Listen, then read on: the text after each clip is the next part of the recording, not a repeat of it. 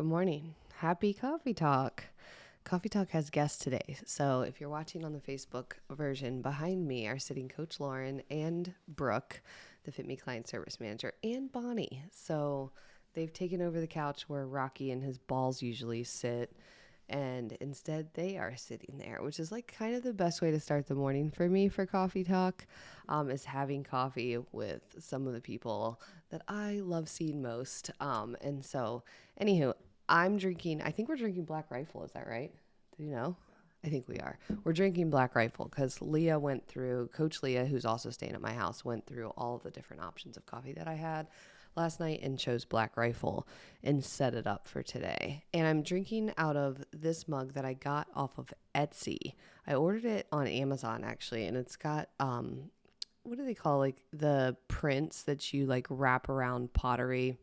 I don't know what it's called, but clearly someone wrapped some birds and I don't know, stems. These aren't branches. These birds are like barely perched on some like stems, and then it's green pottery on the top. So I really like it, and I wish I could remember the person that I bought off Etsy off of. I have shared it on here before, but I cannot remember her name. Hold on, let me look on the bottom. Nope. Artists, write your name on the bottom of your stuff so that we can look and tell people. Coffee talk today. First off, we're going hiking today. So we planned, the whole fitme team is here from all over the country for 2 days of training before the fitme event, and we are hiking. This was planned months ago. That Wednesday, today, October the 20th, we are hiking. And so we did not decide this based off of the weather, but it's drizzling. Last year, I think I gave everybody PTSD because we went hiking and it literally it was 33 degrees. So it was like snowing and wet. And we did one of the harder hikes that are here in Washington last year. So it was first snowy and fun and hard. And then it was cold and wet and hard. And then it was really cold and wet and no fun because we were frozen solid on one of the like hardest hikes that is around here. So today is not that.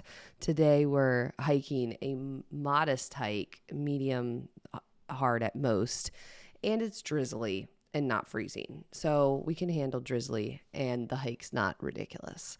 But I was thinking about what to talk about this morning on Coffee Talk, and I wanted to return to this idea of something becoming harder and bigger than it actually is. So I'm reading the book Effortless. This is the fourth time I'm reading it. I know it sounds insane. This book's not even that old. But I like to reread books that really sink. Side note on reading all the books. You don't need to read all the books. You need to read like a handful of books and like actually consume them.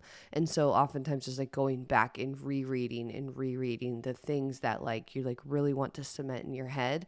If you can adopt even some portion of the strategies in a book, you end up being much better off. But a lot of times we just read a book and then we forget all about the things, and then we guess what's the next book and what's the next book. So I have a handful of books that I just kind of like treat almost like Bibles that I return to, and Effortless is one of them. Ironically, Essentialism, the author who wrote Effortless wrote Essentialism. Same thing. I've read that book so many times. But in Effortless, he talks about like, why does everything have to be so hard? Why do we make things harder than they should be? Why don't we even consider that the easier thing is potentially the way to go? And I think that that's so interesting for us because we even talk about like the things that you do to take care of your body being hard work. And we almost assume that it's going to be hard. And so oftentimes we make things way bigger deal than they should be. If you like set an intention that you're going to do a 2-mile walk, and like that's what I'm going to do today. But you think about it in the morning and then you know that it's going to be a busy day. So then you start to push it later and later and later and later in the day. And then all of a sudden, like you're an hour before bed, it's cold, it's dark, it's whatever outside. And you go and you do your 2-mile walk and you're kind of miserable and you're hating it the whole time because you're like, this is hard. I would much rather be chilling in my house right now I would much rather like not be doing this. And not only is it like hard in the moment, but it's been hard all day because all day it's loomed over you like a shadow. This has become something that was small and it grew and grew and grew all day. You thought about it. And even if you had skipped it when you went to bed, it wouldn't have changed the fact that it dominated your day because you thought about it. And something as, straightforward as a 2 mile walk, we make into this thing in our head that gets way harder than it should be. Oftentimes, if we just, one, do something with a little less hype, for example. So maybe like just sneaking out for 10 minutes at a couple times during your day, doing like little mini walks would have equaled 2 miles and it would have been easy. You wouldn't have even felt it. It would have just happened. That's one thing. But also doing something earlier in the day, like getting it done, getting it out of your head means that you aren't making it hard. It doesn't have to be an all day thing that you think about that, looms over you. Oh, I'm supposed to get a workout in today. Oh, I better do that grocery order. We make things so much harder by procrastinating.